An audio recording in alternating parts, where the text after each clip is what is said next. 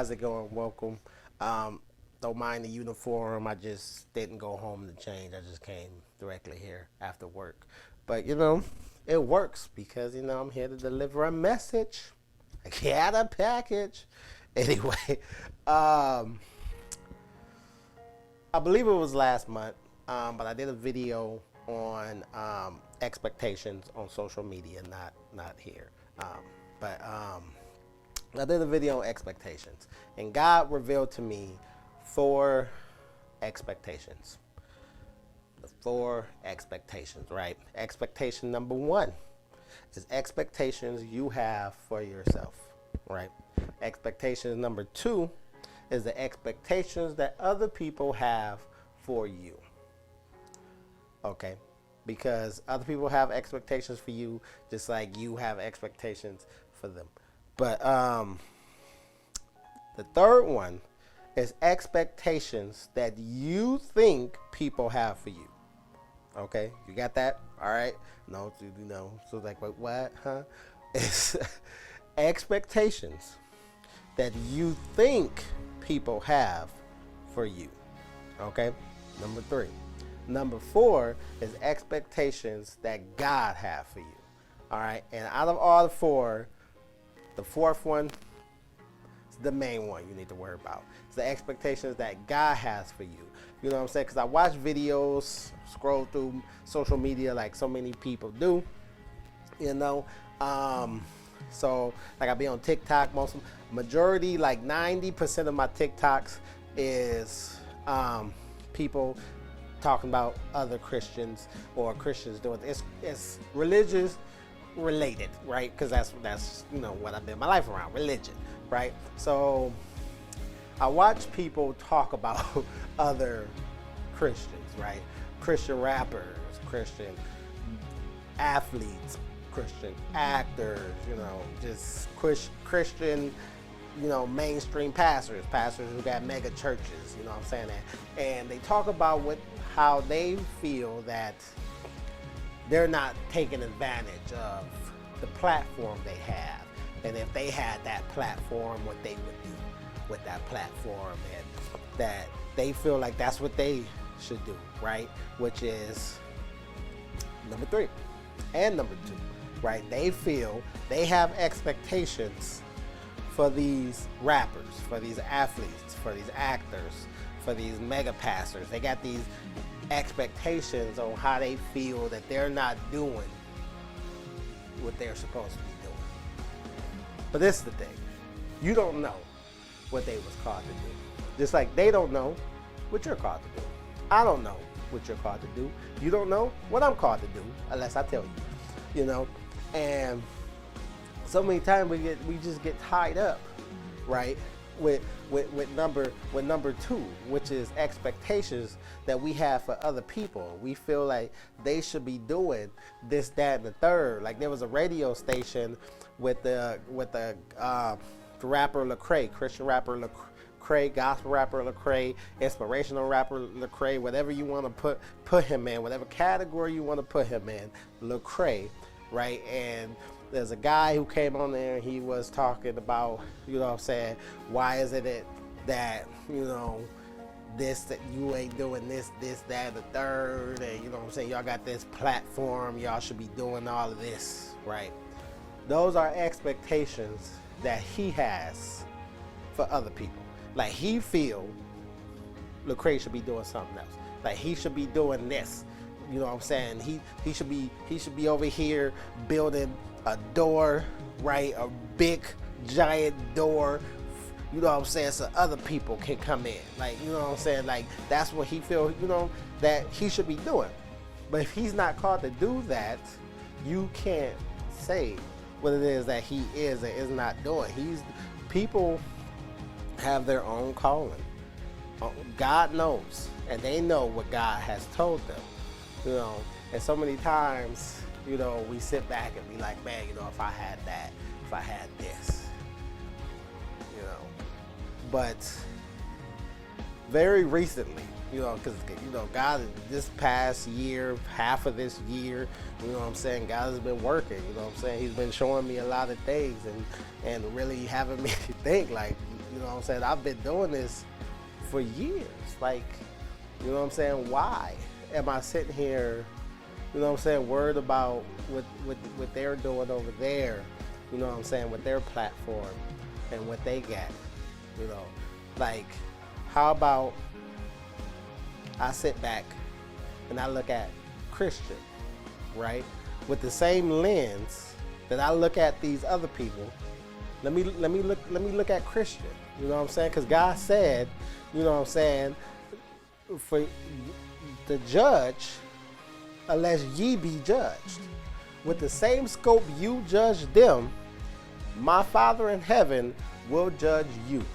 Okay? I know a lot of people, you know, oh, you shouldn't judge. It never said you don't judge. It said that how you judge them, God would then judge you. You know what I'm saying? So before God judged me, because I don't want God to judge me harshly. You know what I'm saying? Let me judge me real quick, right? So let's sit down, and in the same frame that I'm judging them, let's judge Christian, right? Let's see what Christian is doing, right? Let's check the expectations box from myself, which is number one, expectations you have for yourself. Let's go ahead. Let's start checking these off. Let's see what you're doing for the kingdom. How are you bettering the kingdom? Or are you sitting here, you know what I'm saying, just complaining about what you do, the little you get, and you know what I'm saying, what you don't have, and what you would do if you did have it. But the problem is you don't get it. You got what you got. Let's see what you can do with what you have, right? Let's not live in a fairy tale of what ifs. Let's live in reality with what you got. What are you doing with what you got? Right? Let's stop putting other people under the microscope. Let's put Christian under the microscope. Right? Are you doing what God has called you to do? Right? What can I do to continue doing what God has called me to do? Right? Don't worry about what I don't have. Let's focus on what I do have, and let's find ways to then elevate what I do have to be able to serve God and bring more people to God's kingdom, right? You know what I'm saying? Like, it's great, you know, to bring people into the building, right? That's awesome. But what am I doing to make sure that these people are getting fed the word, right? Like, what am I doing to better them to get closer to God, right? How am I showing them the love of God? What am I doing to help them in their walk? How can I help them in their journey to find God? Because that's why we're here, to serve God. And if you're called, to make disciples, you know, it's not to worry about what other people is doing. You know, it's in the Bible. Do the will of God and mind your own business. That's all you need to worry about, is what are you doing that isn't honoring God? You know, what are you doing, right? Because everyone isn't called to preach. Everyone isn't called to teach. No, everyone isn't called to lead other people. We are here to love.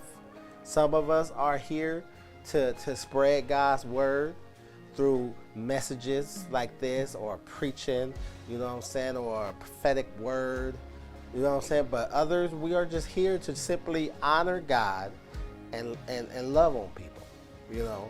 So as we go throughout the day, the month, the year, you know what I'm saying, let's look at ourselves and see what we're doing to better God, and don't worry about what other people are doing and whether they're honoring God or not with what they have. So, with that being said, you know, let's just get church started. Hello, everybody. Praise the Lord.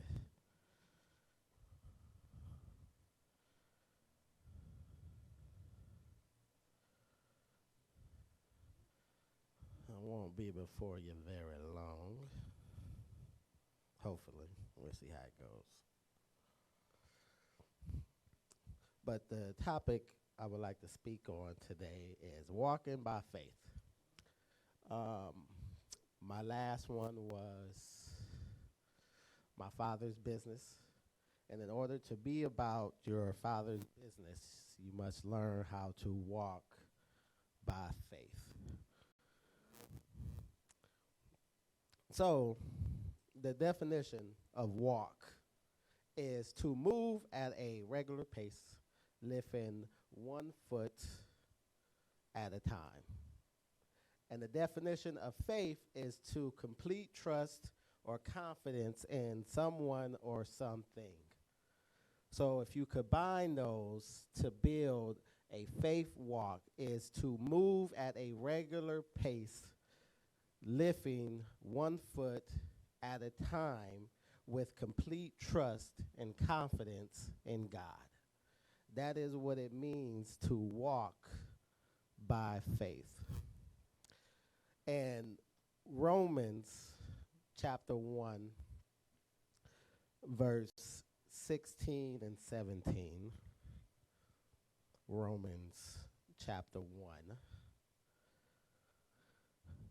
16 and 17. When the church has it, say amen. I always wanted to say that. I've never said that before. It says, "For I am unashamed of the gospel, because it is the power of God for salvation to everyone who believes, first to the Jews and also to the Greeks. For in the righteousness of God is revealed from faith to faith, just as it is written, righteous will live by faith." So I'll be mostly in the Christian Standard Bible. So y'all translations might be a little different. But what is faith? What exactly is faith? Faith is the reality of what is hoped for and the proof of what is not seen. In Romans chapter 10, 17 says, "Faith comes by hearing, and hearing by the word of God."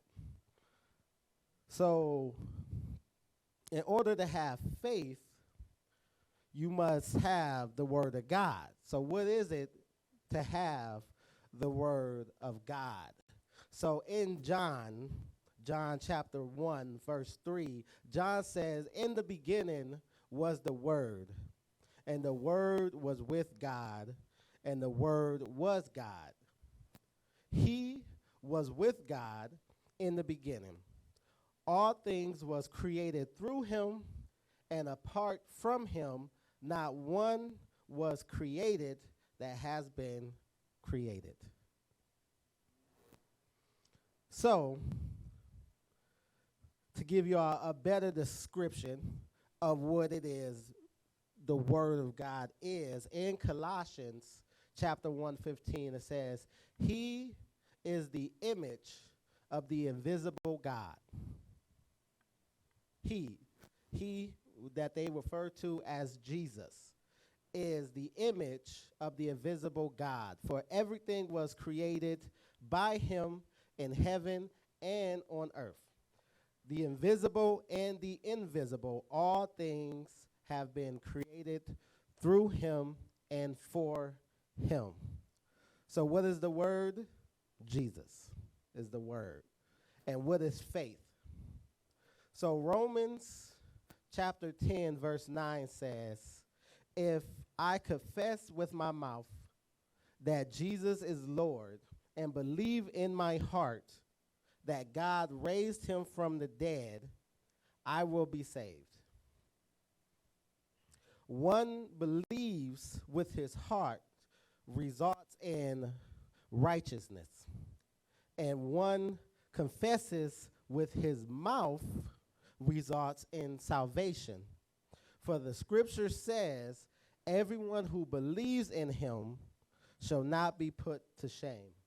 So faith is the belief in God and Jesus. So in order to walk by faith and to live by faith, you must live by the word, which means you must live by God. You must have the foundation of Christianity, which is that God sent his only begotten son to earth to die for our sins, which is the foundation that Christianity is built on, is that you have a perfect being who was sent down to an imperfect world to live a perfect life, to die for living your imperfect life. So in order to walk by faith, you must believe that God sent his son to take away your burdens and the sin that you have created while you was on earth, so that he can die for those sins, so you can then live in righteousness and salvation. You know, walking by faith, and walking this journey with God, it doesn't make things easier. It makes things harder. The Bible says that he was sent down for the righteous and the unrighteous. So it doesn't matter whether you live for God. That doesn't take away what Satan is here to do. He's still going to try even harder to come against what you already done have, because he doesn't want you to go where God wants you to go. So if you live your life not following God, the devil has nothing to do with you. You're doing exactly what he wants you to do. He's not going to bother you. Why would he bother you? Jesus said that a house that is divided will fall. Satan is not going to come into your life if you're not living righteous. You're already not living righteous. He's not going to mess with you, because that would then divide his house. When Jesus was casting out devils, the people in the synagogue was like, he cast out devil by the god Beelzebub. And he said that if Satan casts out Satan, that would cause a division. Why would Satan cast out Satan? So if I am here casting out demons, why would it be in the name of a demon? My Father in heaven sent me, which allows me to then cast out demons. So Colossians, 2 Chronicles 5 and 7 says, "For I walk by faith and not by sight." And when you're walking, you're going to encounter different situations. You're going to encounter different storms in your life. I was doing some studying while I was at work on different storms and how storms form and how electricity reacts in the sky. And there's two forms of electricity strikes. So there's one where electricity shoots down to the earth, and then there's one where the earth shoots up to the sky. One can kill you, probably, and the one will definitely kill you. So as we walk, we're going to encounter storms. So in Matthew 8:23,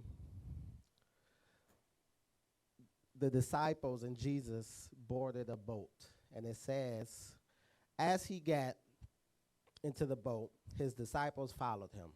Suddenly a violent storm arose on the sea, so that the boat was being swayed by the waves. But Jesus kept sleeping. So the disciples came and woke him, saying, "Lord, save us. We're going to die." He said to them, "Why are you afraid, ye of little faith?" When he got up, he rebuked the winds and the sea, and there was a great calm. So he said, "Why are you afraid, ye of little faith?" one thing you must understand is that the disciples was with God. So they wasn't by themselves. It wasn't like Jesus was nowhere to be found. They was with Jesus.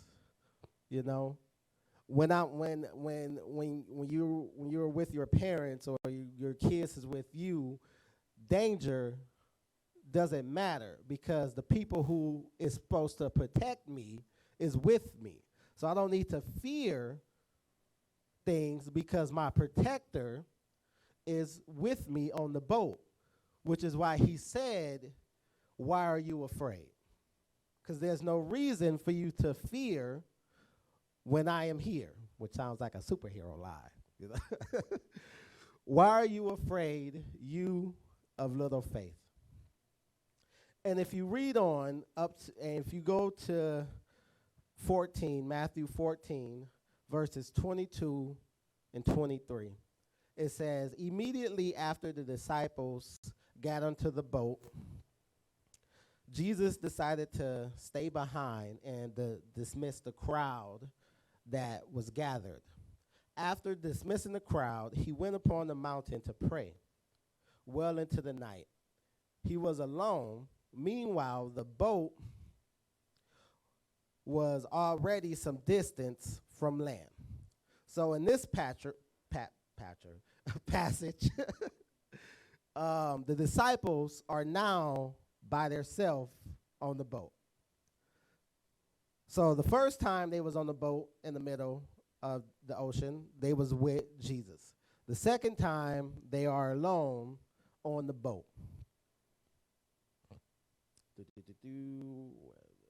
Well, tonight, all right. Jesus came. Nope, let's go back. Meanwhile, the boat was already some distance away from the land, beaten by the waves and the wind against them. So they found themselves in another storm. Jesus came towards them, walking on the sea very early in the morning. In some descriptions, in some passages, I believe the King James Version says that he was preparing to pass them.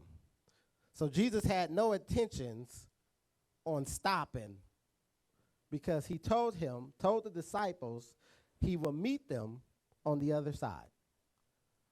So that was his plan never changed. His plan was to go from one side to the other. But the disciples saw him and cried out, "It's a ghost." Immediately Jesus spoke to them, "Have courage. It is I. Don't be afraid." Lord, and if it is you, permit me to walk to you on the water. Jesus said, "Come." And climbing out of the boat, Peter started to walk on the water towards Jesus. But when he saw the strength of the wind, he was afraid. And beginning to sink, he cried out, "Lord, save me." Immediately God reached his hand out, caught him, and said, "You of little faith, why did you doubt?" So not only did you cry out to him because you was afraid of the storm that you was in, when the first time you was in the storm, he told you, do not be afraid. So when you go through storms, it may not feel like God is present, but he is present. And more importantly, your first storm, he's right there beside you, literally earshot away. And he's preparing you for the time that you must face a storm with him no longer on the boat. So as you go through your storm, he will be with you to help guide you, to show you how to navigate a storm. And then as you progress in your walk and as you follow God, in your walk, you will encounter more storms. But the storm will be the same. The same way that God taught you how to navigate the last storm is the same way you must navigate your future storm when he is no longer with you. Because God is giving you a destination. He's telling you, I'm going to meet you over here. Now, you're going to encounter storms as you meet me over there. But he is preparing you to not be afraid of the storms that appear in your life. That as long as you have faith, you can move any mountain. Do not be afraid, ye of little faith. Why did you doubt? You know, so many times we sink, and we start to sink in life because we doubt God's presence. Even though God doesn't answer you, doesn't mean he doesn't know what you're going through. You know, when you take a test in school, you know, and they pass out the papers, they say begin your test. It is complete silence. No matter what you do, you cannot get help from that teacher because this is it's a test. You must do your best to get through this test. And then at the end, they review it and then see what you could have did better. That way the next time you take this test, you can pass it. And God is the same way. It may not seem like he's not answering you, but he sees you. And then once you get through this storm, whether you fail it or you pass it, God is going to be there to show you what it is you've done wrong and how it is that you could then fix it. So the next time you go to a storm, which is going to happen, because that's just how it goes when you're on this walk with God. You're going to encounter storms you will never not enter a storm. You got to realize you're going against the currents of the world. You are going against what Satan has planned for you.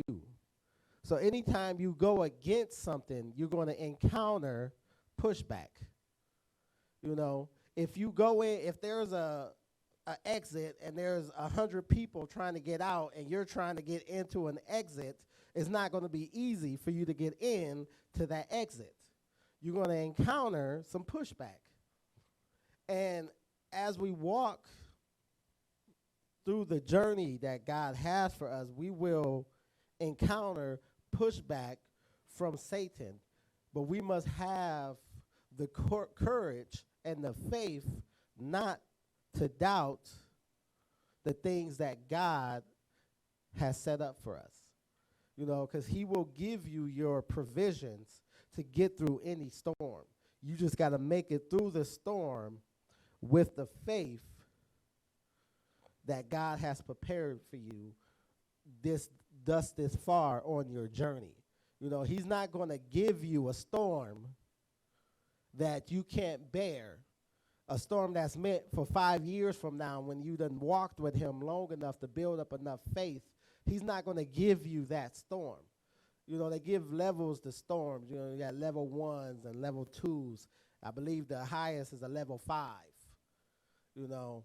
And, you know, a level 1 storm, you know, is just winds up to 60 miles an hour. You know, people tell you to stay inside, you know, but you can still enjoy the inside of your house, drink coffee while you're staring out at this beautiful storm that's occurring.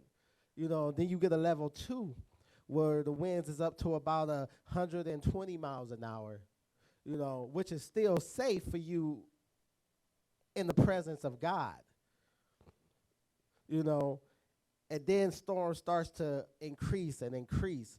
But God will never give you storms that you cannot bear and that you can't make it through.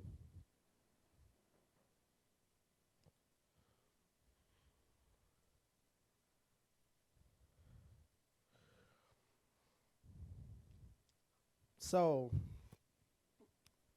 before I wrap up, like I said, I wasn't going to be before you very long. Um, but as we go throughout the week and as we go throughout the day, you know, have courage and find the faith to trust in God as we go on this walk, you know, because it's not going to be an easy walk. He said that the road is narrow to the path of righteousness. And he said, follow him because you have not been this way before.